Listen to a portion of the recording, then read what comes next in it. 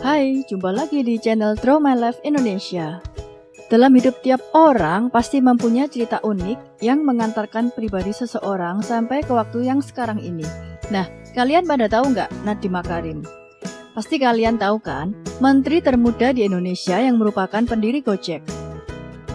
Nadiem Makarim dilahirkan di Singapura pada 4 Juli 1984. Ia merupakan anak dari Nono Anwar Makarim yang diketahui merupakan seorang pengacara dan praktisi hukum terkenal yang merupakan bekas bos dari pengacara Hotman Paris Hutapea.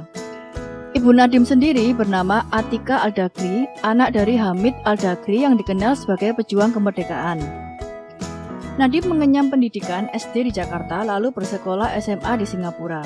Setelah lulus, ia kuliah di Brown University di Amerika Serikat. Selepas lulus dari Brown University, Nadiem mengawali karirnya sebagai konsultan manajemen di perusahaan McKinsey & Company pada tahun 2006 dan kemudian berhenti karena melanjutkan studinya di Harvard University mengambil program Master Business of Administration atau MBA. Walaupun pernah menimba ilmu di kampus paling bergengsi, Nadiem tak lupa diri. Ia memilih kembali ke Indonesia untuk berkontribusi daripada bekerja di luar negeri. Setelah menyelesaikan masternya di Harvard University, Nadiem bekerja sebagai co-founder Zalora Indonesia, sekaligus sebagai managing editor di sana. Setelah keluar dari Zalora, ia kemudian bergabung dengan perusahaan startup Kartuku, sebuah perusahaan penyedia layanan pembayaran non-tunai di Indonesia.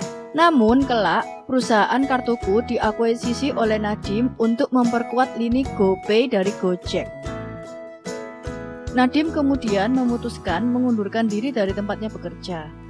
Di usia yang masih muda dan memiliki jiwa entrepreneurship yang tinggi, ia kemudian mencoba merintis perusahaan sendiri pada tahun 2010. Berdirilah perusahaan Gojek.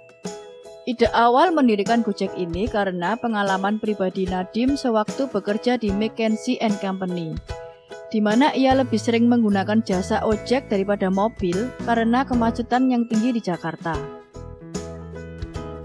Di sisi lain, ia sulit menemukan ojek saat dibutuhkan. Ia juga melihat kenyataan bahwa tukang ojek juga cukup sulit menemukan pelanggan. Akhirnya, Nadiem berpikir dengan mendirikan Gojek akan menyelesaikan masalah yang selama ini ia alami. Kantor pertama Gojek adalah di garasi mobil rumah Nadiem yang beralamat di Jalan Kerinci, Jakarta Selatan. Saat itu sistem pemesanan Gojek belum menggunakan aplikasi seperti sekarang.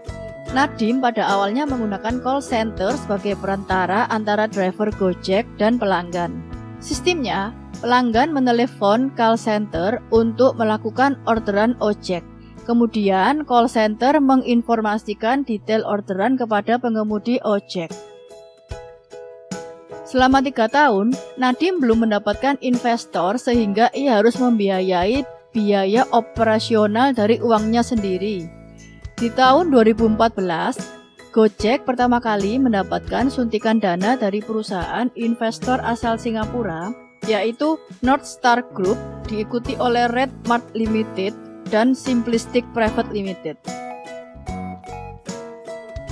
Pada tahun 2015 bisa dikatakan sebagai tahun terbaik dari Gojek sebagai perusahaan startup.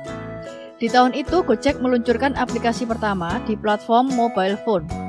Tak butuh waktu lama untuk Gojek, masyarakat kemudian banyak yang menggunakan aplikasi Gojek. Selain itu, pemberitaan media yang gencar mengenai Gojek sebagai transportasi berbasis online turut mengangkat nama Gojek di mata masyarakat Indonesia. Pengguna aplikasi terus-menerus bertambah banyak. Di sisi lain, investor Gojek terus bertambah, dari SoftBank hingga Google. Gojek kemudian memperkenalkan lini bisnis lainnya, seperti GoSend, GoFood, GoClean, serta jasa pembayaran melalui GoPay. Pada awal berdirinya di tahun 2010, Nadiem hanya memiliki 20 driver Gojek. Sekarang di tahun 2019, ia sudah memiliki lebih dari 2 juta driver yang tersebar di seluruh Indonesia. Pengguna Gojek sudah mencapai ratusan juta dan ekspansi Gojek sendiri sudah mencapai 5 negara di Asia Tenggara dan tersebar di 207 kota. Gojek kemudian bertransformasi sebagai salah satu perusahaan startup tersukses di Indonesia yang berada di level Dekakorn. Dekakorn sendiri adalah sebutan untuk perusahaan dengan nilai mencapai 140 triliun rupiah. Setelah lama menjadi CEO, kemudian pada bulan Oktober 2019, Nadiem mengundurkan diri dari Gojek, perusahaan yang sudah ia bangun bertahun-tahun. Setelah mundur dari Gojek, Nadiem kemudian ditunjuk oleh Presiden Joko Widodo sebagai Menteri Pendidikan dan Kebudayaan pada Kabinet Indonesia Maju tahun 2019 hingga 2024. Nadiem menjadi menteri termuda di kabinet tersebut. Itulah informasi mengenai Nadiem awal mulanya mendirikan Gojek hingga ia menjadi menteri. Semoga info ini bisa menjadikan kita lebih mengenal Bapak Menteri Nadiem Makarim ya. Kalau suka, tekan tombol like dan subscribe ya. Sampai jumpa di video selanjutnya.